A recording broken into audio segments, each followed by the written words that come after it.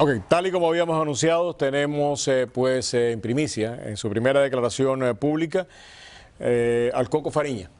Al Coco Fariña no hay que presentarlo, su vida habla por él solo, su dedicación a la libertad y a la democracia de Cuba, le ha estado a punto de costar la vida en más de una ocasión.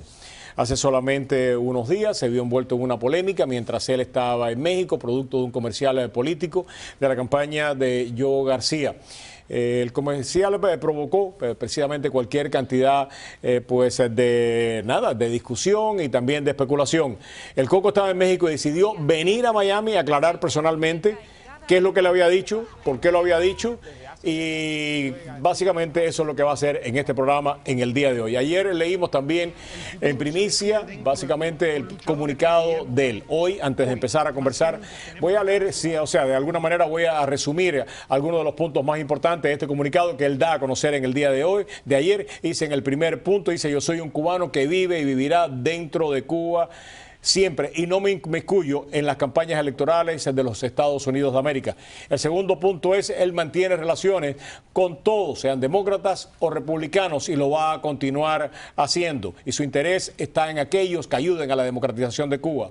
Tercer punto: en ningún momento, dice él ha apoyado ni aparece solicitando el voto para ningún candidato. No se inmiscuye en contiendas electorales, continúa diciendo en este comunicado. El cuarto punto es: yo quisiera confirmar que desde mi primera visita al exilio, desde el mes de mayo del 2013, se ha reunido con diferentes organizaciones y con personas que piensan muy diferente a él. Y el quinto punto es que considera que a partir de esta declaración no tiene mucho más que aportar al respecto, y lo firma él. ¿Resumo bien lo que dijiste? Sí. Muchísimas gracias, primero que todo, por darnos la oportunidad y por darte tú la oportunidad precisamente de aclarar ante todos nuestros televidentes, ante Miami, qué fue lo que sucedió. La pregunta es: ¿tenías tú conocimiento de que esta grabación que se te hace frente a la Torre de la Libertad iba a ser utilizada en un comercial político? Yo prefiero no contestar a esa pregunta porque puedo ayudar a uno de los candidatos y perjudicar al otro. ¿Por qué entonces emites esta declaración? Si tú no diste permiso para que y te tengo que preguntar, Guillermo, Coco, te tengo que preguntar. Mi deber es preguntarte, sí. Pero al momento que tú me dices que no prefieres no contestar, es que de alguna manera tú no sabías que esto iba a ser utilizado con motivos políticos, si no, esta declaración no tiene sentido.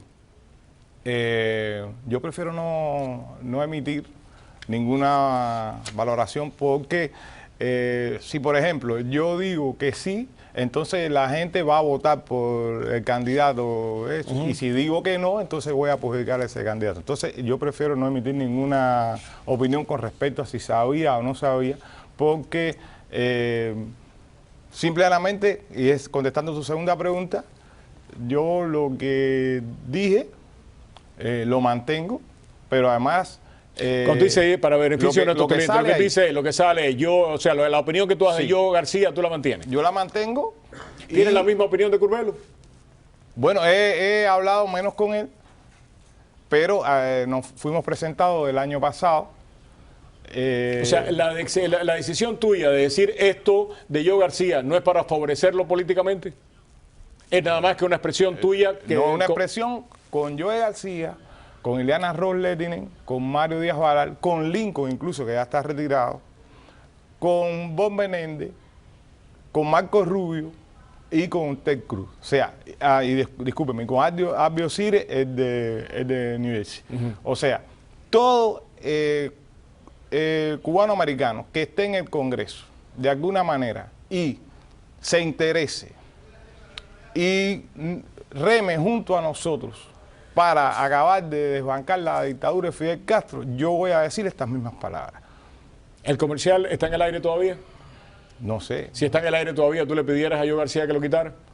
No, es que eso no es de mi incumbencia. O sea, si él lo pone o no lo pone, tú no le vas a decir lo que tiene que hacer con ese comercial. Eso tienen que criticárselo o alabárselo la gente que van a votar.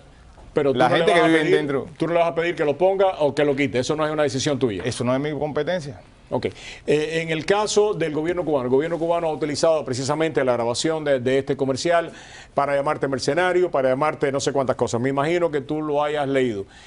Lamentas que yo, García, precisamente porque el gobierno cubano va a utilizar esto para de alguna manera tratar de dañar tu imagen, lamentas que yo, García, haya utilizado esta imagen tuya en un comercial y que el gobierno cubano se haya servido de eso para poder atacarlos a ustedes. Como único el gobierno cubano puede dañarme a mí es conociendo, haciendo las encuestas aquí en el exilio y sabiendo que yo he perdido popularidad. Si yo he perdido popularidad, el gobierno cubano indiscutiblemente que me va a atacar en cuanto yo regrese a Cuba, por todo lo que hemos estado haciendo y sobre todo por la venganza que tiene, porque yo estoy siendo el mediador entre un grupo de hermanos que tuvieron problemas y yo soy el que estoy mediando ahí. Entonces, ese es el principal objetivo de ellos, tratar de matar al mensajero. Entonces, es responsabilidad del exilio en general. Y de Cuba, te digo de Cuba, ¿por qué? Porque el exilio forma parte de Cuba. Claro, lo que te quiero decir, Erika Carrillo, nuestra colega del Canal 41, sí, tuvo precisamente la oportunidad de hablar con Ferrer en Cuba de un Paco, y él consideró que esto era un error de tu parte, que no se debía haber utilizado tu imagen en un comercial político aquí en Estados Unidos. Y Antunes también, no quiero citarlo textualmente, pero de todas maneras ellos respondieron a preguntas de periodistas, nosotros no nos pudimos comunicar con ellos, pero otros periodistas y ellos criticaron esta decisión tuya. Bueno, esa es la opinión de los hermanos, y yo se la respeto, especialmente la de José Daniel Ferrer, de que estamos en la misma organización, pero hay cosas que a veces se salen de las manos de uno. Yo simplemente lo que tengo que ser honesto conmigo mismo. Y si mañana alguien me vuelve a preguntar con respecto a cuál es mi opinión de Ileana Ros-Lehtinen, yo le voy a decir esa misma. Y si me la preguntan sobre Bob Menéndez, voy a decirle esa misma. Y si me la preguntan sobre Marcos Rubio, voy a decir esa misma. Porque, por ejemplo, yo hace 2 semanas tuve una conversación con Marcos Rubio, donde él me dijo que él estaba dispuesto a perder hasta su carrera política por el problema de Cuba, porque lo iba a mantener siempre en su agenda, como nosotros, los que estamos dentro de Batido, queremos. Por lo tanto, y estamos hablando de Marcos Rubio, es posible que aspire a un puesto alto de presidente o vicepresidente, y él está dispuesto a perder su carrera. Entonces, uno tiene que ser honesto y decir lo que uno siente. Yo realmente creo que el error mío fue que no sabía que estaba en el medio de una contienda política y las consecuencias que... Pero si me lo vuelven a pedir, como yo no soy elector de aquí, del sur de la Florida, yo vuelvo a decir lo mismo de cualquiera de los cubanos que están en el Congreso con mucho orgullo de nosotros. Perdona que regrese a algo que tocas decir hace solamente unos segundos, ¿no? O sea, dice, el error mío fue no saber que había una contienda política andando en estos momentos. Uno pudiera presumir, partiendo de esa declaración tuya, que Joe García, utilizó tu buena voluntad para utilizar tus palabras en un comercial político. Yo prefiero no contestarle esa pregunta, porque no quiero ni perjudicar a uno ni ayudar a otro. Yo prefiero no contestarle esa pregunta. Quiero decir algo, después que he dicho todas estas cosas, si alguien se ha ganado el derecho de decir lo que le dé la gana, eres tú, ¿no? Porque básicamente, independientemente de una cosa u otra, y yo creo que yo cometí un error, y lo he dicho, y ahora voy a decir mi opinión, cosa que no la había dicho hasta ahora, ¿no? Quería conversar contigo, darte a ti la oportunidad, porque te la has ganado de decir tu parte sin que nosotros tuviéramos que analizarla hasta que no te escucháramos a ti. Creo que yo cometí un error político, pero esa es su decisión. Pero creo que también tú te has ganado el derecho de decir lo que a ti te dé la gana, porque lo has dicho dentro de Cuba. Y lo vas a decir donde quiera que estés. Y creo que también aquellas personas que han dicho de que de alguna manera, pues, o sea, esto te va a terminar perjudicando. Por supuesto que el gobierno cubano lo va a tratar de utilizar, como tú has señalado, en solamente unos minutos, pero creo que tu vida te defiende mucho más que cualquier palabra que hayas podido decir en un minuto. Yo creo que todo lo que hemos aprendido a admirarte, a respetarte a través de los años por la labor que tú has hecho a favor de la libertad de nuestra patria, lo vamos a seguir haciendo independientemente de esto. Y lo que quería era decir esto, porque un momento no puede empañar toda la vida de una persona y todos los sacrificios que ha hecho. Y por lo menos yo como cubano me siento en la obligación de, más allá de este debate, más allá de este comercial, más allá de esta declaración, hacerte saber de que nada cambia, por lo menos en mí y creo que en muchísimos cubanos, respecto al respeto y al cariño y a la admiración que te tenemos. Nada cambia, por lo menos en mí, estoy seguro que estoy hablando por muchísimos cubanos que independientemente de esto siguen sintiendo lo mismo por ti que yo siento en el día de hoy. Gracias. Ahora pasemos un tema, porque me parece que voy a regresar a este en solamente unos minutos, pero vienes de México, te enteraste que estaba esto sucediendo, decidiste regresar, habían dicho que te habían secuestrado. ¿Te secuestraron aquí en Miami para que no hablaran? Ahí es donde está el detalle, o sea, vengo aquí y voy a ir a otros programas porque a mí nada más que me secuestra la seguridad del Estado del gobierno cubano. O sea, a mí nadie me puede... ¿Te ha dicho yo García, la fundación, alguien te ha dicho que no hable? No, ni me lo pueden decir. Okay. Porque además... Aquí alguien te dijo que no dijeras declaraciones, alguien, comunicado, alguien te lo dictó, alguien te lo leyó, lo escribiste tú, esto de motos tuyos propios. Yo escribo normalmente. Lo sé. Eso fue una cosa que salió de mí. ¿La fundación te trató de poner presión por esto? No.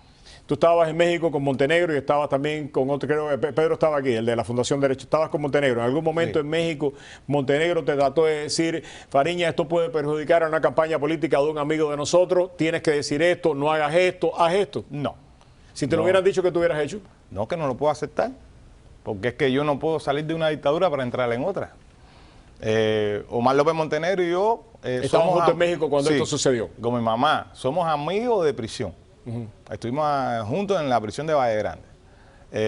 Y generalmente él me acompaña en toda una serie de gestiones. En el caso de México, él era la persona indicada. Me ha acompañado a Polonia, me ha acompañado a Alemania. Pero esto no quiere decir que él pueda determinar qué es lo que yo hago o qué es lo que yo opino. De hecho, yo te digo, yo voy a estar en tu programa hoy, después voy a estar en otro programa, y después yo voy ¿cómo decirte?, a cenar con personas que son enemigos de la Fundación Nacional Cubana-Americana en el ámbito de Miami.